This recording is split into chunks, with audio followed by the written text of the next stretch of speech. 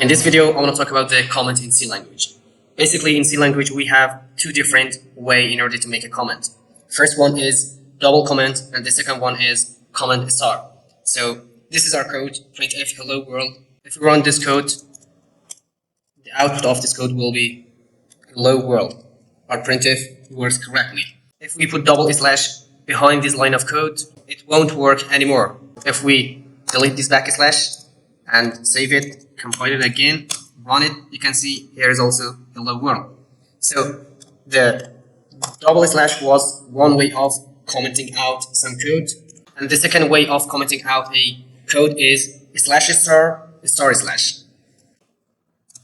Slash star star slash. At the beginning of the code, we wrote slash star, and at the bottom of the code, we write the star slash. This is also another way of commenting out some codes. So if we compile it again here, as you can see, there is nothing to print out. So if we delete this slash star, compile this code, you can see also it prints out hello world. So what is the difference between double slash and slash star?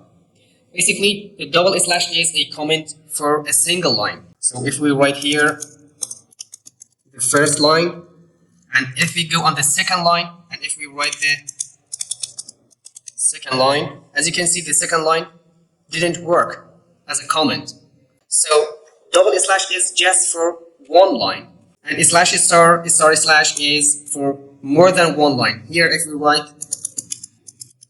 first line of code, and also if we write the second line of code, as you can see, it works for more than one line.